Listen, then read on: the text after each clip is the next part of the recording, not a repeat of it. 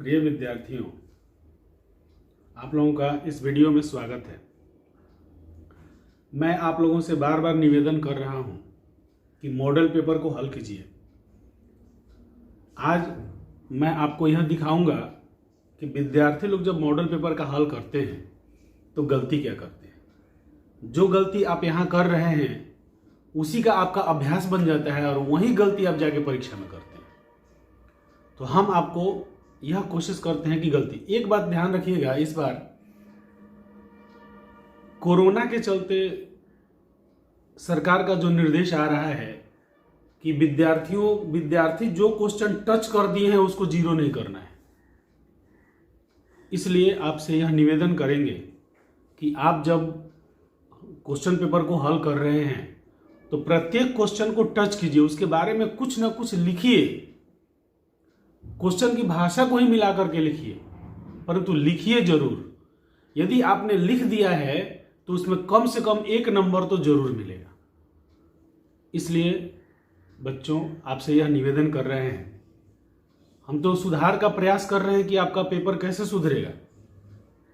क्योंकि क्या करें, एक है ना कि मैं हूं बेचारा कोरोना का मारा, एक ऐसा शिक्षक जो अपने घर पर बैठ के बच्चों को गाइड करने का कोशिश कर रहा हूं। तो इस दृष्टि से आप लोग अपने आप को निखारिए और निखार करके बोर्ड में बेहतर प्रदर्शन करने का प्रयास कीजिए। तो आप लोगों को प्रत्येक प्रश्न टच करना है, छोड़ना एक भी प्रश्न नहीं है, क्योंकि प्रत्येक प्रश्न में आपको नंबर मिलेगा। नहीं आता है तो भी टच करना है। टच करने का मतलब हाथ से छूना नहीं है। टच करने का मतलब होता है कि उसका हल करना ही आपको, मैंने हल लिखना है। चाहे आपको जो कुछ भी उसके बारे में आता हो, नहीं आता हो तो क्वेश्चन का भाषा मिला जुला के कुछ ना कुछ तो लिख दीजिए। वहां पर आपको सरकार कुछ ना कुछ नंबर दे देगा, जिसके कारण आप फेल नहीं कीजिएगा। आइए एक सैंपल दिखा करके आपको हम समझाने का प्रयास करते हैं कि मैं क्या समझाने का कोशिश कर रहा हूं कि कॉपी कैसे लिखना है। आइए हम यह काम करते हैं।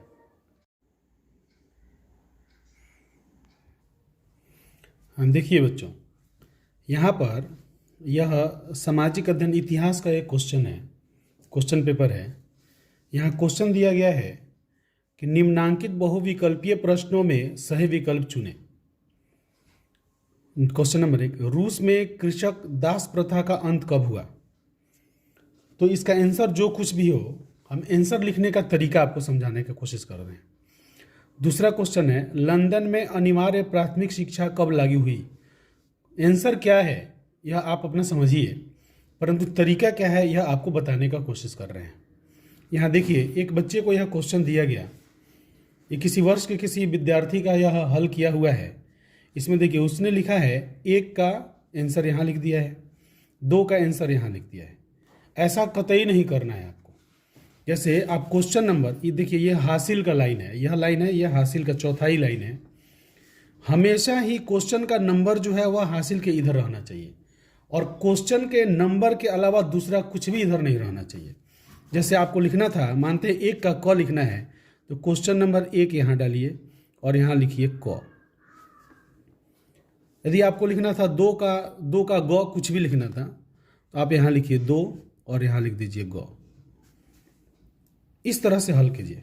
आइए अब क्वेश्चन नंबर 5 का हल किया हुआ है कॉपी में। क्वेश्चन नंबर 5 पहले आपको दिखाते हैं, उसके बाद इसके हल को समझाने का कोशिश करते हैं। क्वेश्चन नंबर 5 है, औद्योगिकरण से आप क्या समझते हैं। ठीक है बच्चों, अब आइए इसका आंसर देखिए। यहाँ पर है क्वेश्चन नंबर 5, तो आपका जो कॉपी होता है ना वह खुद आंसर सीट है। देखिए यह क्वेश्चन पेपर है, यहाँ कहीं भी यह नहीं लिखा है कि प्रश्न 4, प्रश्न 1, प्रश्न 2, प्रश्न 3, प्रश्न 4 कहीं लिखा है, नहीं लिखा है। प्रश्न 5 ऐसा कहीं नहीं लिखा, कहीं भी प्रश्न नहीं लिखा है, क्योंकि यहाँ क्वेश्चन का नंबर दे दिया है, केवल नंबर दिया है। और यह जो पूरा सीट है यह क्वेश्चन पेपर है, प्रश्न पत्र है, तो इसमें यह लिखने की कोई आवश्यकता नहीं है कि यहाँ प्रश्न है। उसी तरह आप जब कॉपी लिखते हैं तो यह कॉपी आपका आंसर सीट है, यहाँ कहीं भी लिखने का जरूरत नहीं है आंसर नंबर 5, क्वेश्चन नंबर 5, ऐसा कुछ भी लिखने की जरूरत नहीं है। आप सीधे 5 नंबर दीजिए और उसका आंसर लिखना शुरू कीजिए। चलिए आपका क्वेश्चन 5 नंबर है, औद्योगिकीकरण से आप क्या समझते हैं? उत्तर है, औद्योगिकीकरण में बड़े बड़े मिल, कारखाने इत्यादि खोले जाते हैं, जिससे कुटीर उद्योग धीरे धीरे बंद हो रहे हैं, क्योंकि औद्योगिकरण के कारण सभी कार्य उद्योगों में तेजी से हो रहा है। इनमें सारे काम मशीनों द्वारा हो जाते हैं, जिससे मजदूरों की ज़रूरत भी खत्म हो गई है, जिससे कुटीर उद्योगों के मालिक तथा मजदूर बेरोजगार हो जाते हैं, जिससे जनता में बेरोजगारी बढ़ रही है। औद्योगिकरण से वस्तुओं के उत्पादन में वृद्धि हुई है, जिससे वस्तुओं की मूल्यों में कमी आई है। देखिए बच्चों, यह आंसर गलत नहीं है, परंतु 100% सही भी नहीं है। क्यों सही नहीं है? क्योंकि यहाँ जो वर्णन किया गया है यह औद्योगिकीकरण का प्रभाव का वर्णन किया गया है, और आपसे क्वेश्चन में पूछ रहा है औद्योगिकीकरण की परिभाषा कि आप क्या समझते हैं, इसका मतलब परिभाषा पूछना चाह रहे हैं वो। देखिए, आप साल भर तैयारी करते हैं बच्चों, ये बात हम बार बार आपको बता रहे हैं कि आप साल भर तैयारी करते हैं। आप क्या तैयारी किए हैं, आप जो आंसर लिखते हैं इससे कोई फर्क नहीं पड़ता। आप जो तैयारी किए हैं, आपको जो कुछ भी मालूम है, जो क्वेश्चन बोर्ड में पूछा जाएगा वो आपके ज्ञान से अलग नहीं पूछा जाएगा। अब आपसे जो प्रश्न पूछा गया उसको बेहतर तरीका से आप समझिए कि वह पूछ क्या रहा है। जैसे ये कहता है क्या समझते हैं, इसका मतलब यह परिभाषा आपसे पूछना चाहता है, तो आप उसका परिभाषा दीजिए। उसके बारे में परिभाषा जब आप दे देते हैं, जैसे आप औद्योगिकरण का परिभाषा दे रहे हैं कि 18वीं शताब्दी में यूरोप में मशीनों के द्वारा काम तेजी से करने की कोशिश किया गया, जिससे बहुत सारी कल कारखाने लगे, और इसी को औद्योगिकरण कहते हैं। बहुत सारे कल हमारे जो सामान्य मशीन जो हैं, सामान जो हैं वो मशीनों से तैयार करने की प्रक्रिया को औद्योगिकरण कहते हैं। उसके बाद अब हमारा तो शब्द पूरा नहीं हुआ। अब आप यहाँ कहेंगे कि सर यह तो था 3 नंबर का क्वेश्चन। देखिए इधर नंबर भी दिया हुआ है, यह है 3 नंबर का क्वेश्चन। 3 नंबर का मतलब होता है आपको 20 तियां 60 और 30 तियां 90, 60 से 90 शब्दों के बीच में आंसर लिखना है। तो 60 से 90 शब्द का मतलब हुआ करीब 70-80 शब्द आपको लिखना चाहिए। तो 70-80 शब्द केवल परिभाषा देने से तो पूरा नहीं होगा। आप क्वेश्चन कर सकते हैं कि सर 70-80 गो शब्द जो है केवल परिभाषा देने से तो पूरा नहीं होगा। केवल परिभाषा देंगे तो 30 शब्द में 20 से 30 शब्द में परिभाषा खत्म हो जाएगा। तो जब आपका परिभाषा नहीं पुगता है 90 शब्द में, 80 शब्द में, तो आप परिभाषा लिखने के बाद पैराग्राफ बदलिए और तब उसके बारे में आपको लिखना है कि औद्योगिकरण हुआ तो इससे मजदूर, इससे जो अपने हाथ से काम करने वाले लोग थे वे बेरोजगार हो गए, मजदूरों का शोषण होने लगा, पूंजीपतियों का वृद्धि होने लगा। यह सब आप प्रभाव में लिखिए, परंतु सटीक आंसर जो शुरू में था आपको वही लिखना था इसमें। तो इस तरह से बच्चों कोशिश करेंगे कि आप लोग देखिए। फिर यहाँ आंसर लिखने का जो तरीका है, यह आंसर लिखने का तरीका गलत है। यहाँ क्वेश्चन 12 नहीं लिखना है, उत्तर नहीं लिखना है।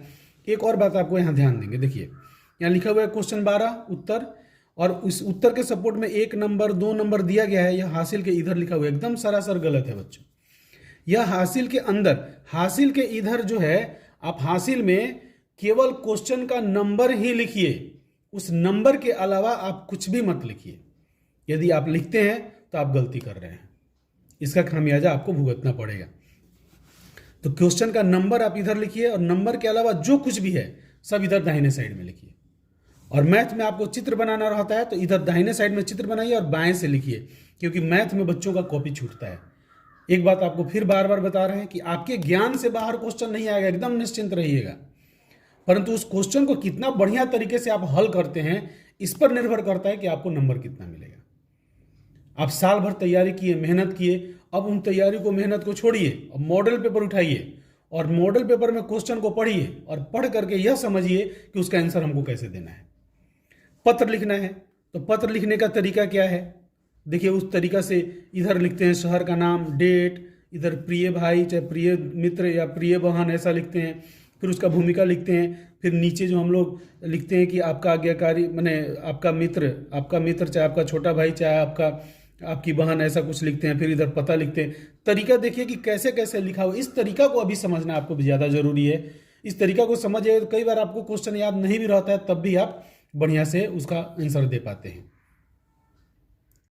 विद्यार्थियों, मैंने आपको क्वेश्चन पेपर दिखा करके उसका आप लोग हल करते हैं वह तरीका दिखा करके मैंने यह कोशिश किया कि आप घर पे जो मॉडल पेपर हल कर रहे हैं ऐसा ही समझे कि हम पूरी तरह से बोर्ड का क्वेश्चन हल कर रहे हैं, बोर्ड के एग्जामिनेशन हॉल में बैठ करके हल कर रहे हैं, और उसको इस बढ़िया तरीके से हल कीजिए कि आप उस तरीका को अपने आदत में बना लीजिए कि जब आप बोर्ड की परीक्षा को हल करेंगे तो आपको अलग से कुछ भी समझना नहीं पड़ेगा, केवल आंसर पर आपका ध्यान रहेगा और तरीका पहले से घर से सीख के जा रहे हैं। इसके साथ ही आप लोग का बहुत बहुत धन्यवाद। आप लोग बढ़िया से इन सब वीडियो को देख रहे हैं, समझ रहे हैं और अपने घर पर ही परीक्षा की तैयारी कर रहे हैं। इसके लिए पुनः आप लोगों को मैं धन्यवाद करता हूं और माँ सरस्वती आपको बढ़िया से बढ़िया अंक प्रदान करें, ऐसी मैं भगवान से प्रार्थना करता हूं। धन्यवाद।